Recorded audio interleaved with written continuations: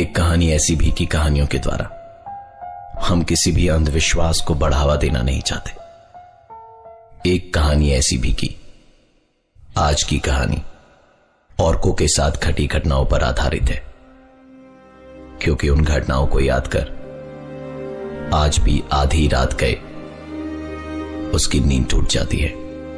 ये कहानी औरकों के साथ 1 महीने पहले घटी कुछ ऐसी घटनाओं पर आधारित है जो उनकी क्या हमारी भी कल्पनाओं से परे है। औरकों उन लोगों में से है जो भूत प्रेत आत्माओं का मजाक उड़ाते थे और उनके अनुसार इन अदृश्य शक्तियों का निवास सिर्फ हमारी कल्पनाओं की देन मात्र है। पर आज उनको भी इस चीज का एहसास है कि उनकी ये सोच गलत थी। करीबन 1 महीने पहले की बात है। ऑफिस के किसी काम से औरकों को 6 दिनों के लिए केरला भेजा गया। पहले के 4 दिन उनके बड़े आराम से बीते और 5वें दिन शुरू हुआ अजीबोगरीब घटनाओं का सिलसिला। 5वें दिन उन्हें एक नए होटल में चेक इन करना था जो बोलकट्टी आइलैंड कोची में था। लंबे सफर के बाद 5वें दिन दोपहर में वो उस होटल में पहुंचे। इस होटल में अजीब सी शांति थी जो औरकों को काफी अस्वाभाविक सी लग रही थी। अचानक ही ऐसा प्रतीत हुआ मानो उसका पूरा शरीर भारी सा हो गया है और उसके कदम आगे नहीं बढ़ पा रहे। इसका कारण शायद लंबे से सफर के बाद शरीर में आई थकान भी हो सकती थी। होटल के मैनेजर ने उसे रूम नंबर 111 की चाबियां पकड़ाई। एक लंबी सी गैलरी को पार करते हुए वो रूम नंबर 111 तक पहुंचे। पर इस बीच गैलरी में एक बच्चे के रोने की आवाज औरकों के कानों में साफ साफ पहुंच रही थी, परंतु वहां कोई बच्चा दिखाई ही नहीं दे रहा था। रूम नंबर 111 इस होटल की गैलरी का आखिरी कमरा था। रूम का दरवाजा खोलते ही औरकों को हवा के एक झोंके ने जोरदार धक्का दिया। परंतु आश्चर्य की बात यह थी कि उस दरवाजे के खुलते के साथ ही बच्चे के रोने की आवाज गायब हो गई थी। रूम के अंदर की शांति औरकों को काटने के लिए दौड़ रही थी। उसने कमरे को अंदर से बंद किया और पलंग पर चुपचाप लेट गया। अजीब तरीके से उसका पूरा शरीर सुन्न पड़ गया।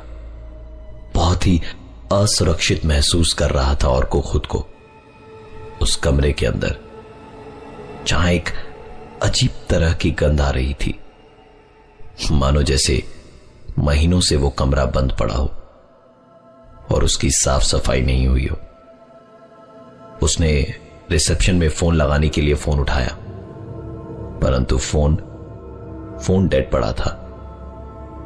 नहीं चाहते हुए भी औरकों को उठना पड़ा। उसके कमरे से रिसेप्शन काफी दूर भी था। रिसेप्शन की ओर जाने के रास्ते में होटल के स्टाफ उसे अजीब ही नजरों से ताड़ रहे थे। हालांकि इन सब बातों को नजरअंदाज करते हुए वो रिसेप्शन की ओर बढ़ता गया। वहां पहुंचकर उसने मैनेजर से कमरे के बारे में शिकायत दर्ज करी और उसका कमरा बदलने की रिक्वेस्ट करी। मैनेजर ने कहा, सर इस वक्त और कोई कमरा खाली नहीं है, बस आज रात की बात है, मैं कल सुबह आपका कमरा बदल दूंगा और फिलहाल के लिए मैं आपके कमरे की अच्छे से साफ सफाई करवा देता हूं। करीबन 1 घंटे के लिए और को रिसेप्शन के सोफे पर ही लेट गया। आंखें खुली तो घड़ी में दोपहर के 2 बज चुके थे। वो दौड़ता हुआ कमरे में गया और तैयार होकर अपनी मीटिंग के लिए निकल गया।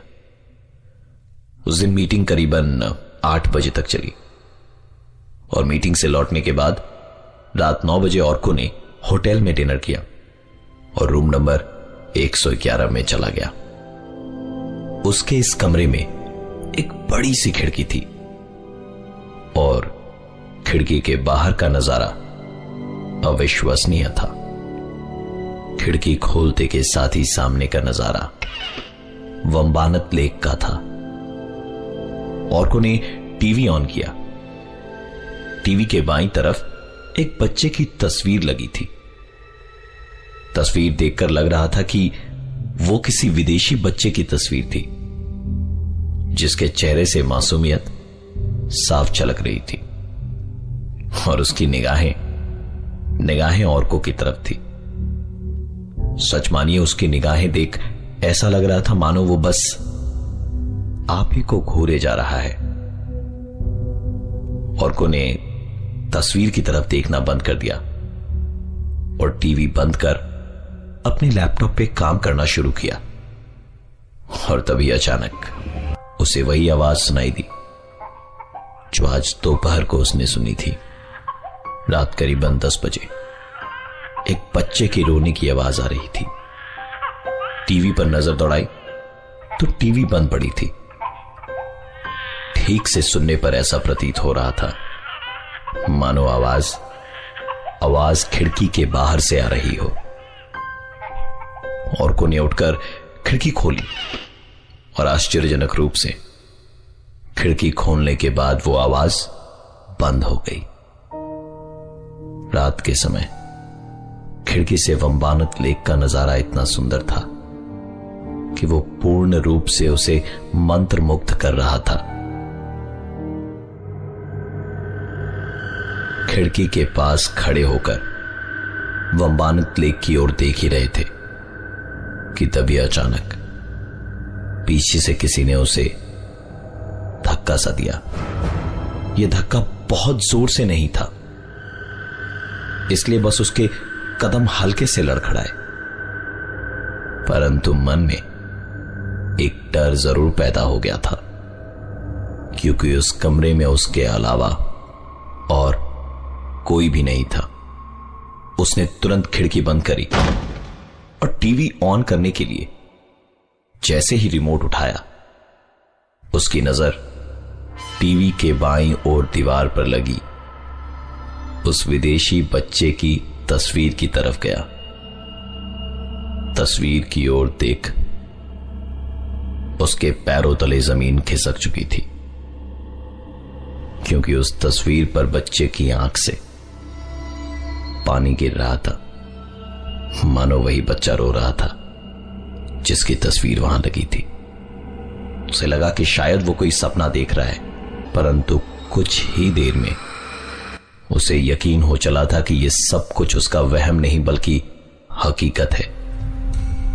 चद्दर सर तक तान ली थी ऑर्को ने, ताकि उसकी आंखों के सामने सिर्फ अंधेरा हो और कमरे की एक झलक भी उसके सामने ना आए। ऑर्को की वो चद्दर उसे कोई धीरे धीरे नीचे की ओर खींच रहा था। धड़कनें काफी तेज हो गई थी कि तभी अचानक चद्दर के अंदर से वो एक पल उजाला और अगले ही क्षण अंधेरा देख पा रहा था। उसने अपनी सारी हिम्मत जुटाते हुए अपने पूरे शरीर के ऊपर से चद्दर उठाई। चद्दर हटाते के साथ ही उसने पाया कि बाथरूम की लाइट अपने आप जल और बुझ रही है। दबे कदमों के साथ उसने बाथरूम की ओर जाना शुरू किया और गौरतलब है कि बाथरूम की बत्ती का स्विच बंद पड़ा था। ऑर्को जैसे ही बाथरूम से बाहर निकला, उसकी नजर पलंग पर गई, जहां उसके लैपटॉप के साथ में छेड़छाड़ कर रहा था एक बच्चा। इस बच्चे की शक्ल उस तस्वीर वाले बच्चे की शक्ल से हूबहू मिल रही थी। वो बस उस बच्चे की तरफ स्तब्ध होकर देखे जा रहा था कि अचानक उस बच्चे ने उसकी तरफ अपनी नजरें उठाई औरकों के गले से कोई आवाज नहीं निकल पा रही थी। उसने तुरंत अपना होश संभाला और कमरे से बाहर की ओर भागा।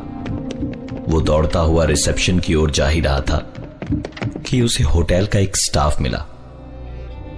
औरकों ने चिल्लाते हुए उनसे कहा कि मैंने मेरे कमरे में एक बच्चे को देखा है। औरकों के इतना कहते के साथ ही उस होटल स्टाफ की आंखें बड़ी बड़ी हो गई, मानो अकस्मात उसे कुछ याद आ गया। परंतु उसने सभी चीजों को नजरअंदाज करते हुए कहा कि अगर आप ठीक समझे तो आप यहां मेरे साथ आज की रात गुजार सकते हैं। औरकों ने उनका हाथ पकड़ा और कहा, चाचा कुछ तो है जो आप बताना नहीं चाहते। और फिर उसके बार बार अनुरोध करने से चाचा ने कमरा नंबर 111 का सबसे बड़ा राज बताया। करीबन 2 साल पहले लंदन से एक परिवार उस होटल में रहने आया। उन्होंने 1 महीने के लिए कमरा नंबर 111 बुक कर रखा था और कमरे को अपने घर की तरह सजा लिया। वहां दीवार पर लगी पेंटिंग को उन्होंने अपने 5 साल के बच्चे की फोटो के साथ बदल दिया। 28 जून 2012 की रात न जाने पति पत्नी के बीच ऐसी क्या बातचीत हुई कि पति ने तेज धार वाली छुरी से पहले तो अपनी पत्नी का खून कर दिया और फिर अपने 5 साल के बच्चे को खिड़की से बाहर वंबानक लेक में धकेल दिया और फिर खुद कमरे के पंखे से लटक कर आत्महत्या कर ली। उस दिन से यह कमरा बंद पड़ा था। कमरे की हर एक चीज को उस दुर्घटना के बाद बदल दिया गया था, लेकिन उस बच्चे की तस्वीर वहीं की वहीं थी। चाचा की बातें सुनते सुनते कब औरकों की आंख लग गई उसे पता ही नहीं चला। सुबह जब आंख खुली तो चाचा उसे अगल बगल कहीं नजर नहीं आए, परंतु जाने से पहले वो चाचा से एक बार मिलना चाहता था। मैनेजर से जब औरकों ने पूछा तो वो उसकी कोई भी मदद नहीं कर पाए। उनके बगल में खड़ा होटल का और एक स्टाफ बड़ी उत्सुकता से चाचा का नाम औरकों से पूछ बैठा। औरकों ने कहा कि उन्होंने अपना नाम रहमान बताया था और मेरी मुलाकात उनसे कल रात को ही हुई थी। यह सुनकर उस स्टाफ ने कहा, आपको शायद कोई गलतफहमी हो रही है, क्योंकि रहमान की मौत तो 3 साल पहले ही हो चुकी है।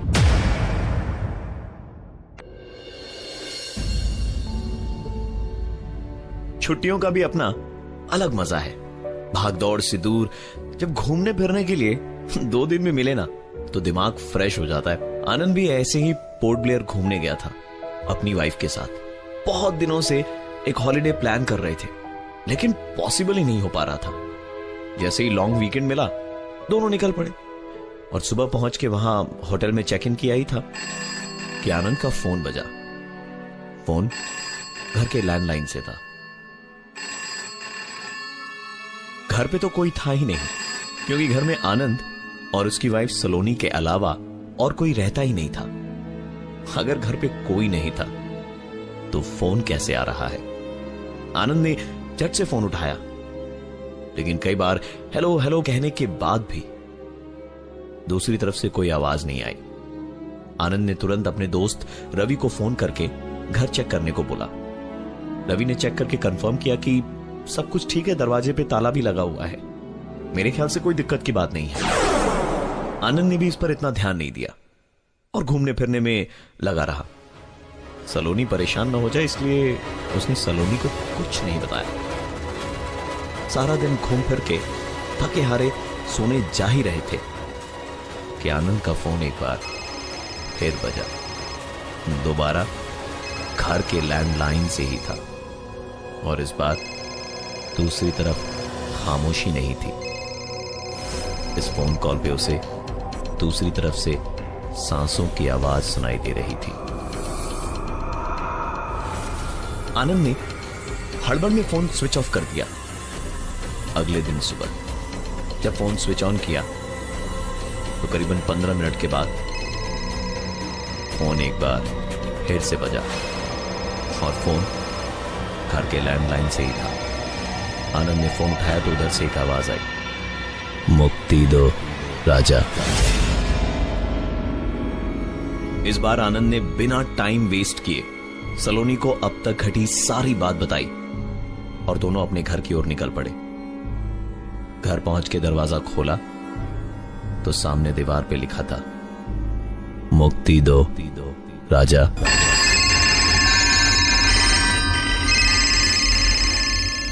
आनंद परेशान तो था पर डरा नहीं। रात को सलोनी तो सो गई, लेकिन आनंद को न जाने किस कारण नींद नहीं आ रही थी। लेटे लेटे ही उसने एक आवाज सुनी। नाइट लैंप की रोशनी में देखा तो अलमारी का हैंडल अपने आप धीरे धीरे खुल रहा था।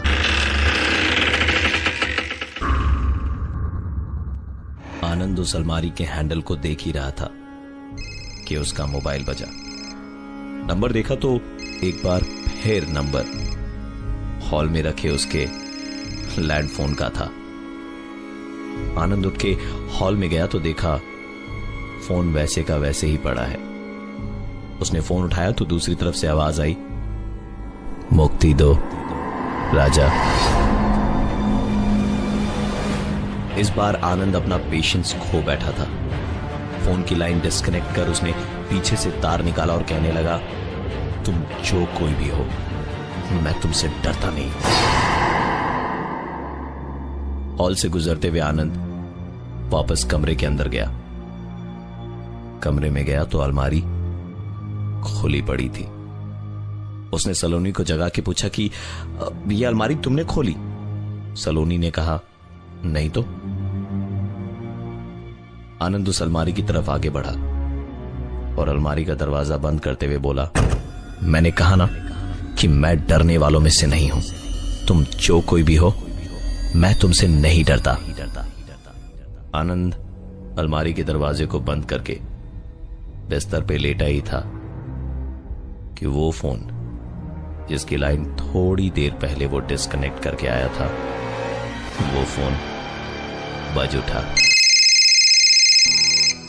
आनंद ने जाके देखा तो फोन का तार जो उसने थोड़ी देर पहले निकाल दिया था वो निकाला हुआ था, लेकिन उसके बावजूद फोन कैसे बजा ये उसकी भी समझ में नहीं आ रहा था।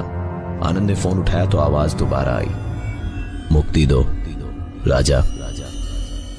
इस घटना के बाद आनंद की आंख कैसे लगी उसे कुछ पता नहीं। जब आंख खुली तो देखा कि वो डाइनिंग टेबल पे ही सो गया था। कैसे, कब, उसे इस चीज की कोई जानकारी नहीं थी। ऑफिस जाने में देर हो चुकी थी। जल्दबाजी में ऑफिस चला तो गया, लेकिन टेंशन घर की ही थी।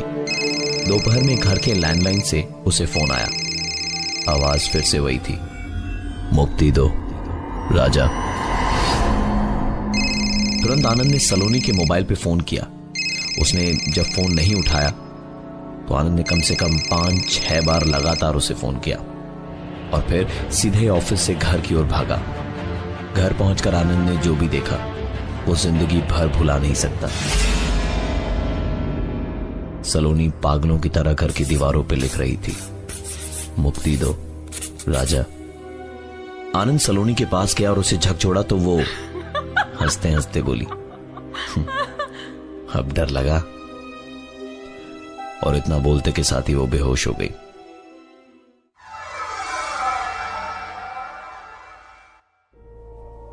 आनंद उसे उठाकर बेडरूम में ले गया और तभी हॉल में रखा लैंडफोन बज उठा। दूसरी तरफ से फिर वही आवाज आई, मुक्ति दो राजा। कमरे में दौड़ता हुआ वापस गया तो देखा सलोनी पलंग पे सर झुकाए बैठी थी और उंगली अलमारी की तरफ उठाए हुए थी। यह अलमारी आनंद ने एक एग्जीबिशन से बड़े ही शौक से खरीदी थी और यही कारण बनी उसकी जिंदगी की सबसे बड़ी परेशानी का।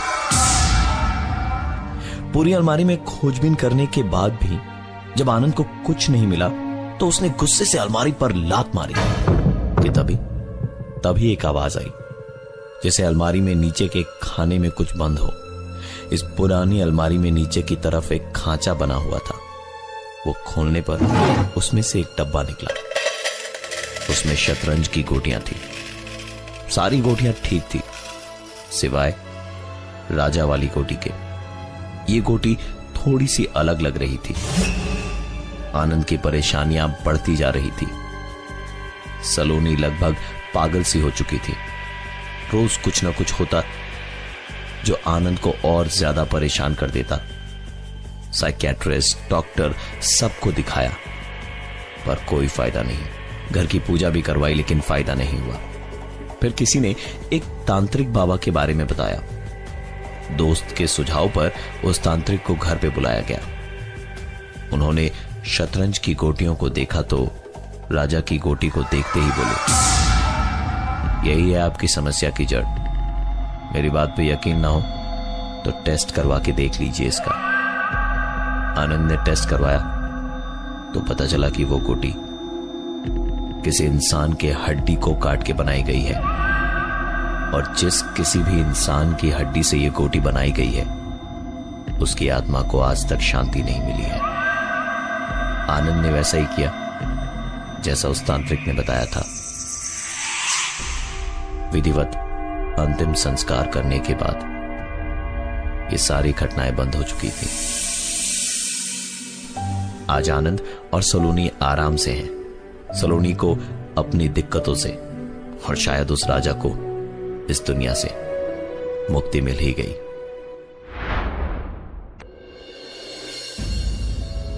मालिनी और शेखर की शादी को तकरीबन 2 साल हो गए थे। शेखर की लाइफ इतनी बिजी थी कि वो चाहकर भी मालिनी को टाइम नहीं दे पाता था। पर इस बात का मलाल मालिनी को जरा भी नहीं था क्योंकि वो शेखर को अच्छी तरह से जानती थी और ये दोनों की लव मैरिज भी थी। दोनों बैंगलोर के एयरपोर्ट रोड के नजदीक अपने मकान में रहते थे। रोज की तरह लंच खत्म करके शेखर ने मालिनी को फोन किया। फोन रखने के करीबन 20-25 सेकंड बाद ही किचन में काम कर रही मालिनी को एक आवाज सुनाई दी, मानो जैसे कोई ऊपर वाले कमरे में दौड़ रहा हो। यह आवाज सुनकर मालिनी चौंक चुकी थी। वो दौड़ते हुए कमरे में गई कि कहीं कोई चोर वोर तो नहीं है। कमरे में कोई नहीं था।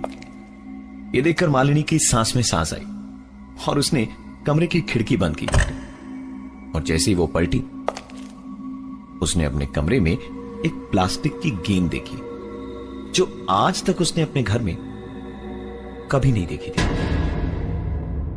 इस बात को ज्यादा तवज्जो ना देते हुए मालिनी ने हल्का फुल्का दोपहर में खाना खाया और उसके बाद दोपहर की नींद लेने के लिए चली गई। उसे सोए हुए कुछ ही वक्त हुआ था कि उसकी नींद एक आवाज से टूटी। यह आवाज टीवी रूम से आ रही थी। मालिनी को अच्छी तरह से याद था कि दोपहर का लंच करने के बाद उसने टीवी का स्विच ऑफ कर दिया था।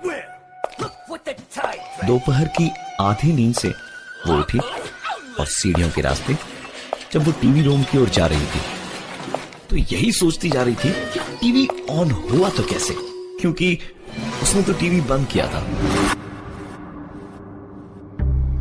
टीवी का वॉल्यूम देखा तो पूरा फुल था। जैसे ही उसने टीवी का स्विच दबाकर उसे बंद करने के लिए अपने हाथ आगे बढ़ाए कि उसके कानों में एक आवाज टकराई, टीवी चलने दो, बंद मत करो।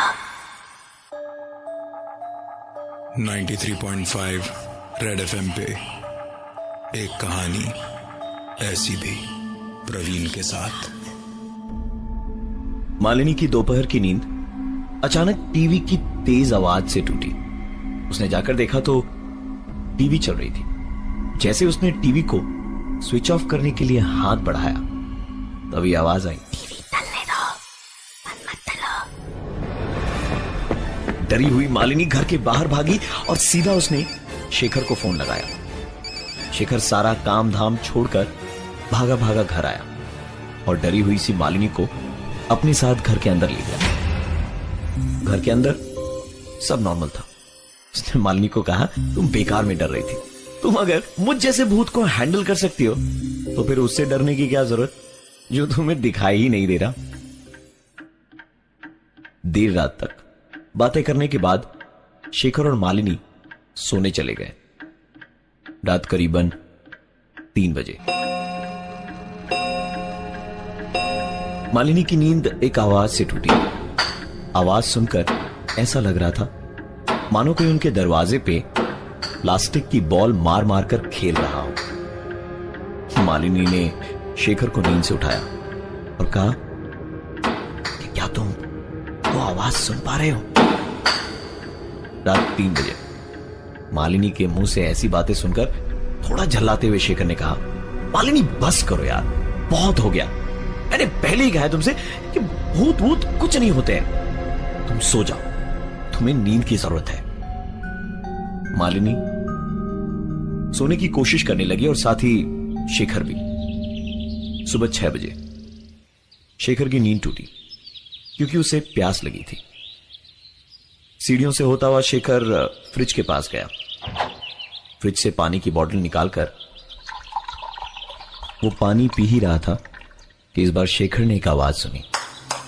फ्रिज की लाइट की रोशनी में उसने देखा कि प्लास्टिक की एक बॉल उसके पांव के पास पड़ी है। शेखर ने वो बॉल उठाई और दाएं बाएं देख रहा था कि तभी उसके कानों में एक आवाज आई। शेखर ने बॉल उठाई और हवा में दूसरी तरफ फेंकी और बॉल वापस उसके पास चली आई।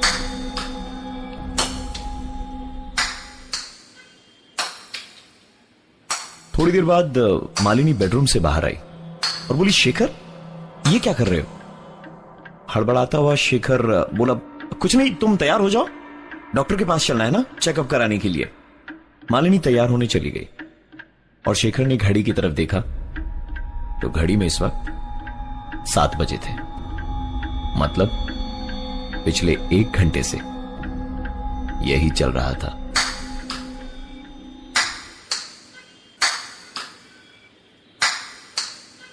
रूटीन चेकअप कराने गए तो पता चला कि मालिनी मां बनने वाली है।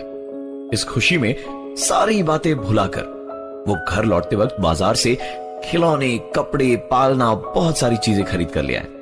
आज का सारा दिन खिलौनों को सजाने और चीजों को इधर उधर करने में ही निकल गया।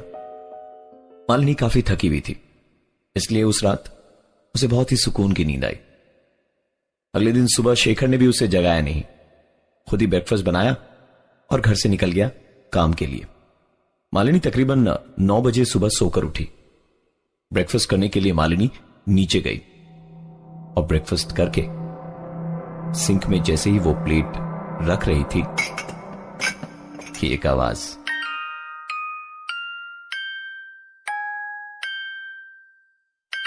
मालिनी ने उस खिलौने को उठाया और उसकी चाबी बंद कर ली। खिलौने को किनारे रखकर मालिनी ने ऊपर वाले कमरे में जाने के लिए जैसे ही पहली सीढ़ी पर कदम रखा, ऊपर से एक बॉल गिरते हुए नीचे आया।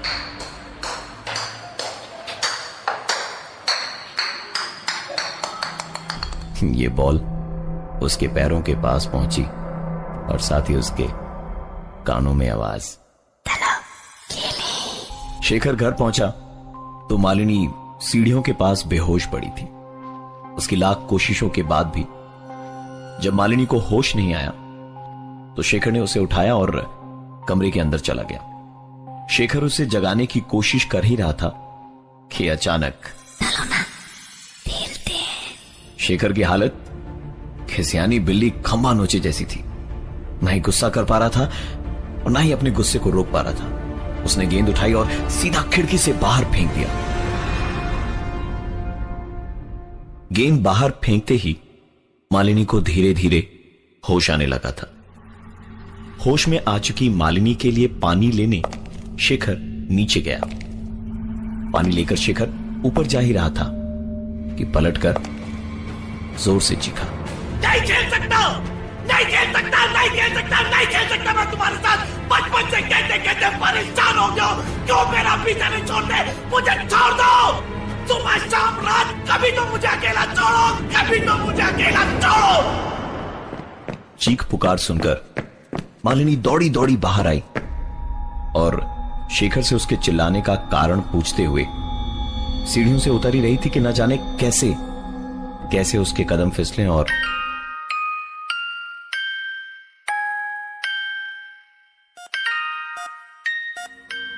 मालिनी की आंख खुली तो वो अस्पताल में थी। सामने था एक बुरा सच कि मालिनी के मां बनने का सपना टूट चुका था। मालिनी को अपने सारे सवालों के जवाब मिल गए थे कि क्यों और किस पर शेखर उस दिन चिल्लाकर कह रहा था, नहीं खेल सकता, नहीं खेल सकता, नहीं खेल सकता मैं तुम्हारे साथ। बचपन से कहते कहते परेशान हो गया। क्यों मेरा पीछा नहीं छोड़ते? मुझे छोड़ दो। सुबह शाम रात कभी तो मुझे अकेला छोड़ो। दरअसल शेखर का एक छोटा भाई भी था जिसकी मौत तब हुई जब वो सिर्फ 3 साल का था। प्लास्टिक की गेंद से खेलते खेलते उसके पैर छत पे फिसले और वो सीधा नीचे जा गिरा। शेखर को उसका ये भाई बहुत दिनों तक दिखाई दिया। शेखर ने इसका जिक्र अपने घर वालों से, अपने दोस्तों से किया तो लोग उसे इसका पागलपन या वहम कहते और कई बार तो डॉक्टर्स भी दिखाया, लेकिन शेखर की इस परेशानी का हल उसे नहीं मिला। आगे चलकर शेखर इन सब चीजों का आदी हो गया और क्योंकि शेखर के उस छोटे भाई ने कभी भी शेखर को नुकसान नहीं पहुंचाया था, इसलिए उसने इसका जिक्र लोगों के सामने करना बंद कर दिया। यह बात शेखर ने मालिनी को भी बता रखी थी और शेखर का वो छोटा भाई इस तरह से वापस आएगा उनकी जिंदगी में, यह उन्हें नहीं मालूम था तब जब मालिनी की कोख में एक नई जिंदगी थी। आज इस बात को करीबन 2 साल हो चुके हैं। मालिनी और शेखर की एक बेटी भी है, लेकिन आज भी मालिनी अस्पताल से डिस्चार्ज होने के बाद उस पुराने घर में बिताए गए आखिरी 1 हफ्ते को भुला नहीं पाई है। उस घर में बिताए आखिरी 1 हफ्ते की सिर्फ एक ही बात मालिनी को आज तक याद है और वो थी, भाभी, ओ भाभी, इस घर में सबसे छोटा मैं हूं। मुझसे छोटा कोई नहीं आएगा। आप मेरे साथ खेलो ना।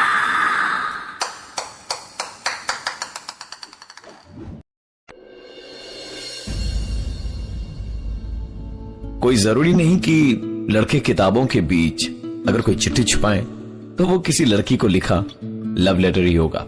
किताबें जो होती है ना, वो जिंदगी का अलग ही मतलब सिखाती है। किताबों की अपनी अलग दुनिया और अलग जबान होती है। कभी गए हैं आप इन किताबों की दुनिया में?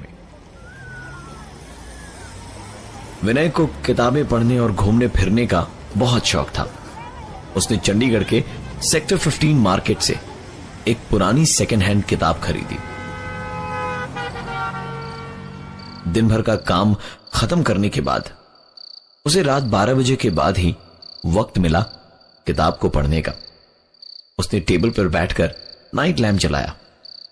किताब पढ़ने के लिए वो खोल ही रहा था कि उसमें से कागज का एक टुकड़ा नीचे गिरा। विनय ने कागज का टुकड़ा उठाया तो देखा कि उसमें कुछ लिखा था। लैम्प की रोशनी में विनय ने उसे पढ़ना शुरू किया। मेरा नाम अमित है, मैं यहां दार्जिलिंग घूमने आया, पर पीक सीजन होने की वजह से किसी भी होटल में मुझे जगह नहीं मिली। टैक्सी ड्राइवर ने कहा कि आप यहां से 10 किलोमीटर नीचे चून भट्टी चले जाइए, वहां आपको लॉज जरूर मिल जाएगा। मकान नंबर 13 का कमरा नंबर 06 जो मुझे मिला। थोड़ा गंदा है पर रहने को जगह मिल गई, वो क्या कम है। आज मैं पूरी रात सोया नहीं। इसका कारण मेरे कमरे के बाहर में कुछ लोग बैठे बतौलेबाजी कर रहे थे। आज यहां मेरा चौथा दिन है, पर पिछले 2 दिनों में मेरे साथ जो हुआ उस पर यकीन करने को दिल नहीं कर रहा। उस रात जब मैं सोया तो आधी रात गए एक आवाज सुनी। मुझे लगा कोई चूहा वगैरह होगा, तो मैंने ज्यादा ध्यान नहीं दिया। लेकिन तकरीबन 15-20 सेकंड्स तक जब वो आवाज लगातार आती रही तो मैंने उस आवाज को ध्यान से सुनना शुरू किया। वो आवाज मेरे बगल में पड़ी टेबल से आ रही थी। मैंने तुरंत नाइट लैम्प जलाया तो देखा, जहां तक मुझे याद है मैंने पानी पीकर ग्लास टेबल के बीचों बीच रखी थी और लाइट जलाते वक्त मेरा हाथ भी ग्लास या टेबल से टकराया नहीं था। आखिरकार ये हुआ तो हुआ कैसे? अमित के साथ हुए कई सारे हादसे जिनका जिक्र उसने इस चिट्ठी में किया था, पर वो एक आखिरी हादसा जिसके बारे में वो लिख रहा था पर पूरा नहीं लिख पाया उसे। चिट्ठी की आखिरी लाइन थी, कोई मुझे खींच रहा है। शायद ये वही आवाज। अरे यार, एक आखिरी लाइन लिख देता तो। कुछ ऐसा ही महसूस कर रहा था विनय, और चिट्ठी की कहानी को पूरा जानने के लिए वीकेंड पे पहुंचा चून भट्टी, मकान नंबर 13, कमरा नंबर 06। रूम सर्विस वाले के जाते ही विनय ने कमरे का एक एक कोना छान मारा। उसे कहीं कुछ नहीं मिला, ना ही उस कहानी का बाकी हिस्सा, ना ही कुछ और जिससे वो पता लगा सके कि आखिरकार अमित के साथ हुआ क्या था। सुबह के 4 बजे तक विनय जाग रहा था कि अब कुछ होगा, अब कुछ होगा, पर सिवाय सवेरा होने के कुछ भी नहीं हुआ। अपनी ही बेवकूफी पर हंसने लगा विनय कि वो कागज के एक टुकड़े को पढ़कर यहां चून भट्टी तक आ गया। सुबह तो हो गई, पर आज की रात बहुत कुछ लाने वाली थी अपने साथ। फिर से जब 3 बजे तक कुछ नहीं हुआ तो विनय गुस्से में सोने चला गया। आंख लगते ही विनय को एक आवाज सुनाई दी।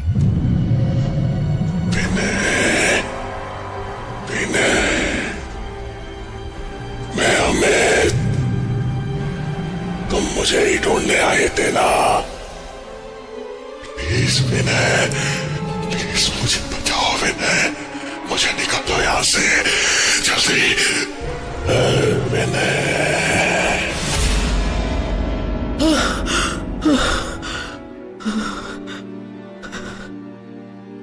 जिस अमित को वो जानता भी नहीं था, विनय ने ना सिर्फ उसकी आवाज सुनी बल्कि उसका चेहरा भी देखा। इस सदमे से वो बाहर निकल ही नहीं पाया था कि अपने कमरे के बाहर उसने एक आवाज सुनी। दरवाजा खोला तो बाहर कोई नहीं खड़ा था। इसे अपना वहम समझकर जैसे ही उसने कमरे का दरवाजा बंद किया कि लगभग तुरंत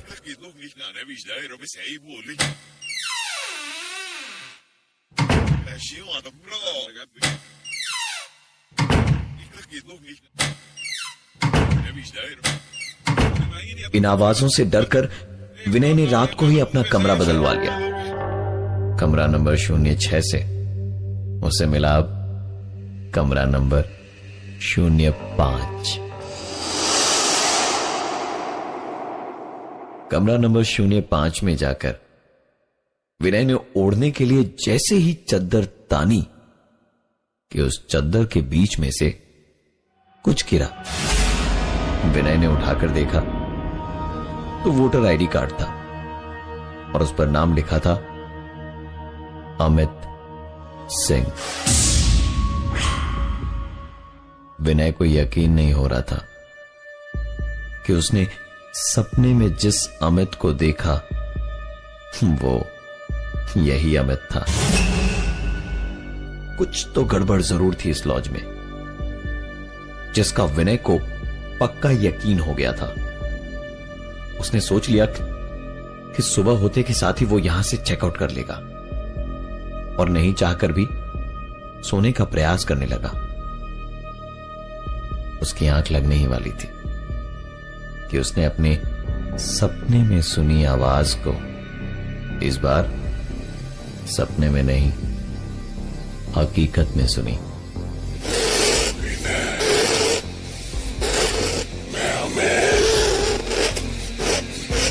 मुझे ही ढूंढने आए थे ना।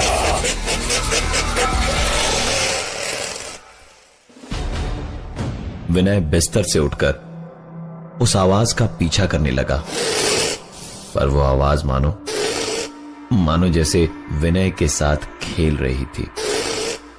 उस आवाज का पीछा करते हुए वो कमरे की बाईं तरफ जाता तो आवाज दाईं तरफ से आती, और दाईं तरफ जाता तो आवाज बाईं तरफ से आती। विनय कुछ सोच समझ नहीं पा रहा था। सुबह तक क्या, वो अब इस कमरे में 2 मिनट भी नहीं रह सकता था।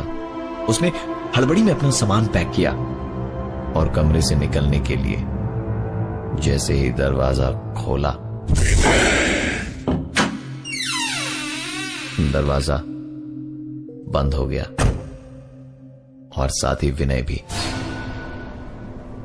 किसी के दीवार को खुरचने की आवाज आ रही थी। कमरे के अंदर किसी के लड़ने की आवाज आ रही थी, और रह रहकर ग्लास फूटने और चम्मच के गिरने की भी आवाज आ रही थी। धीरे धीरे ये सारी आवाजें एक साथ मिलकर इतनी तेज हो गई कि विनय को अपने हाथों से कान बंद करने पड़े, और वो चीखते हुए कहने लगा, बंद करो, बहुत हो गया। करीबन 1 मिनट बाद जब उसने अपने कानों पर से हाथ हटाए और आंखें खोली तो वहां कोई आवाज नहीं थी। बस कमरे के अंदर एक गजब की ठंड थी। टेबल पर रखा कंबल जैसे ही विनय उठाने गया तो उस दीवार के पार से एक आवाज आई। विनय ने दीवार से अपना कान लगाया ताकि वो उस आवाज को साफ साफ सुन सके। दीवार पर कान लगाने से पता चला कि दीवार खुरचने की आवाज दीवार के उस पार से नहीं, बल्कि दीवार के अंदर से ही आ रही थी। बड़े ध्यान से उस आवाज को सुनने की कोशिश करी तो सुनाई दी और एक आवाज, विनय, ये दीवार मेरा घर है और अब तुम्हारा भी।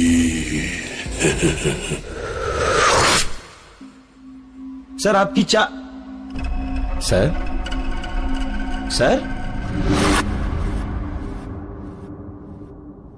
अमित को गायब हुए 6 महीने और विनय को गायब हुए 3 महीने हुए हैं। चंडीगढ़ के सेक्टर 15 के मार्केट में एक किताब आई है और उस किताब में है फिर से एक चिट्ठी जिसकी आखिरी लाइन है, कोई मुझे अपनी तरफ खींच रहा है। शायद ये वही मैं हूं अमित और मैं विनय और आप। शशांक का ट्रांसफर जब उसी शहर में हुआ जहां उसने अपने घर से दूर कॉलेज की पढ़ाई की थी, तो वहां जिस घर में उसने रहना शुरू किया, वहां उसे पहली रात न सिर्फ कुछ आवाजें सुनाई दी, बल्कि उसने बहुत कुछ देखा भी। आंख खुली तो देखा ये सब कुछ उसका सपना था, लेकिन रह रह के न सिर्फ वो आवाजें दोबारा उसे सुनाई दी, बल्कि उसका रूममेट जो थोड़ी देर पहले उसे घर के अंदर दिखा था, वो वहां नहीं बल्कि ऑफिस में था। शशांक जब घर के दरवाजे पर ताला लगा रहा था तो वहां उसे वही लड़की दिखाई दी जो उसके सपने में थी, और उसने शशांक को घर के अंदर खींच लिया और दरवाजा बंद हुआ। अब शशांक के पीछे से दरवाजा बंद हो चुका था। उसे बस इतना ही याद था। इसके बाद जब उसकी आंख खुली तो विकास उसे जगाने की कोशिश कर रहा था। कमरे का दरवाजा खोला था और पूरे कमरे की दीवारों पर ऐसे निशान थे जैसे किसी ने नाखूनों से खरोंच खरोंच के उन्हें बनाया हो, और कुछ निशानों को देखकर ऐसा लग रहा था जैसे वो निशान खून से बनाए गए हों। शशांक के उठते ही विकास ने कहा, ये क्या हुआ यहाँ? आप ठीक तो हैं? चलिए मैं आपको हॉस्पिटल ले चलता हूं, मैंने एम्बुलेंस को भी फोन कर दिया है। शशांक की बेहोशी पूरी तरह से टूटी नहीं थी, लेकिन उसके हाथों में एक बहुत तेज दर्द था। उसने अपनी आधी बेहोशी में ही एम्बुलेंस की आवाज को सुना, और जब उसने अपने हाथ को उठाया तो देखा उसके हाथ की उंगलियां बुरी तरह से घिस चुकी थी। नाखून लगभग थे ही नहीं, और हाथों से रिसता हुआ खून फर्श पे फैलकर जम चुका था। जब नजर छत की तरफ गई तो नाखूनों से खरोंच के छत पे लिखा हुआ था, खत्म। इतना सब कुछ देखने के तुरंत बाद शशांक फिर से बेहोश हो गया। अब की बार जब उसकी आंख खुली तो वो हॉस्पिटल में था। रात का वक्त था। हाथों में पट्टियां और दर्द दोनों ही बहुत ज्यादा थे। वार्ड में 3 या 4 ही लोग थे इस वक्त। शशांक का बिस्तर एक कोने में लगा था। शशांक लाख कोशिशों के बावजूद उठ नहीं पा रहा था, और जब उसकी हिम्मत टूटने लगी तो उसने आवाज दी, कोई है? अरे कोई है? कोई है यहाँ पर? एक नर्स उसकी आवाज सुनकर आई और उसे उठा के बेड रेस्ट के बल लिटा दिया और वहां से वापस चली गई। थोड़ी देर के बाद उठ के शशांक बाथरूम जाने को हुआ तो दरवाजे से आती रोशनी में उसे एक परछाई दिखी। शायद कोई वहां खड़ा था। हॉस्पिटल में तो लोग किसी न किसी से मिलने आते ही रहते हैं। यही सोचकर शशांक ने ज्यादा ध्यान नहीं दिया और आगे बढ़ के बाथरूम की ओर चला गया। बाथरूम में फ्लश करके शीशे में जब खुद पर नजर डाली तो शशांक की चीख निकल गई।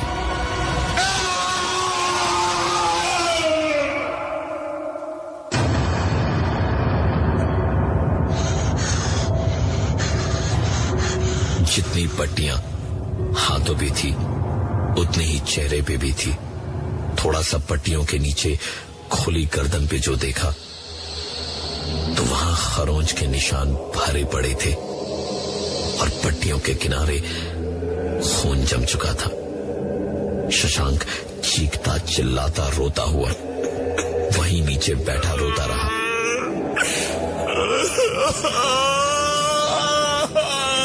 काफी देर तक, और उसके रोते रोते अचानक ही एक आवाज ने उसका ध्यान खींचा।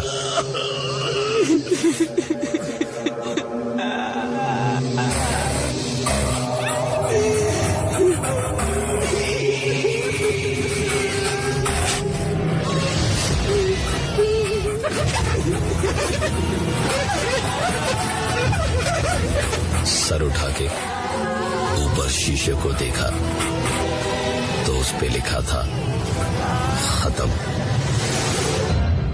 शशांक ने तुरंत बाथरूम का दरवाजा खोल के भागने के लिए दरवाजे का नॉब खींचा, लेकिन दरवाजा नहीं खुला। शशांक जोर जोर से चिल्लाने लगा और दरवाजे पर हाथों की कोहनियों से मारने लगा, लेकिन दरवाजा किसी भी हालत में नहीं खुला। और एक बार फिर वो सारी आवाजें लौटकर वापस आई।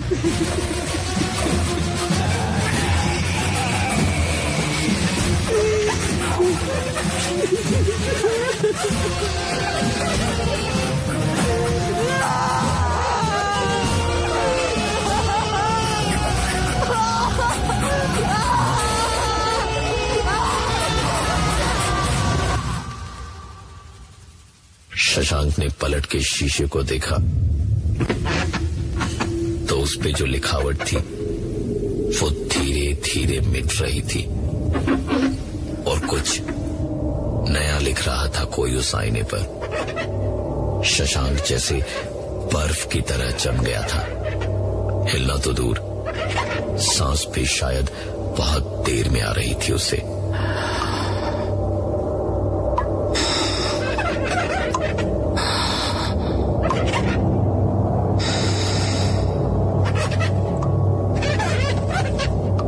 हर एक पल के साथ वो आवाजें तेज होती जा रही थी। धीमे धीमे जो भी लिखावट थी वो पूरी हुई और उस आईने पर लिखा था, तुमने जो गलती की थी अब उसकी सजा का वक्त है।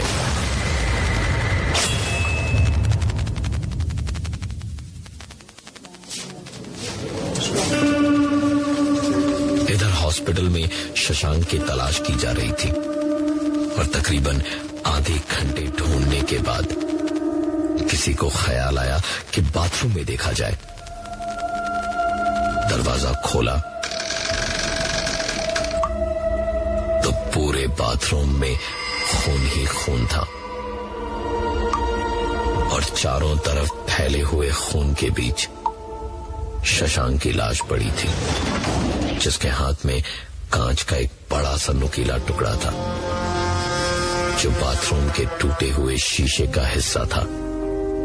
विकास और बाकी के ऑफिस के लोगों से पूछताछ हुई। शशांक के सुसाइड को आज 3 महीने बीत गए थे जब अचानक ही घर की सफाई के वक्त एक डायरी विकास को मिली जो शशांक की ही थी।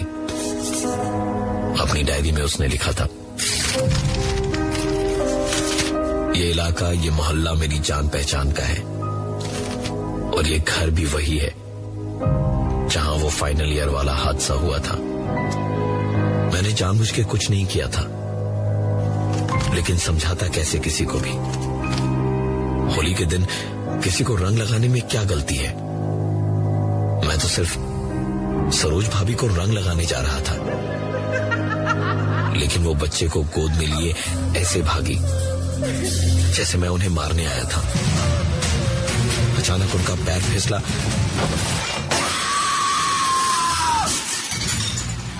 तो नीचे गिर के उनकी मौत हुई।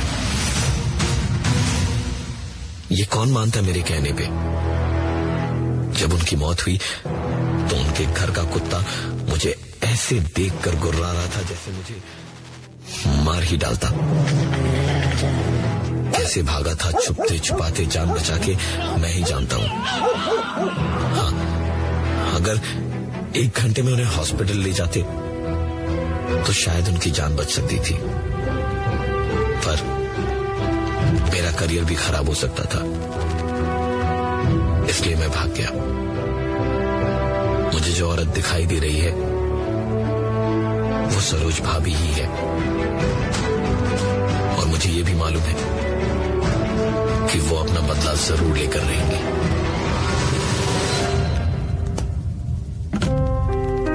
कभी कभी जिंदगी में पास की खुशियों के कोहरे से दूर के गम धुंधले पड़ जाते हैं। सरोज भाभी को शशांक की मौत के बाद शायद इंसाफ मिला।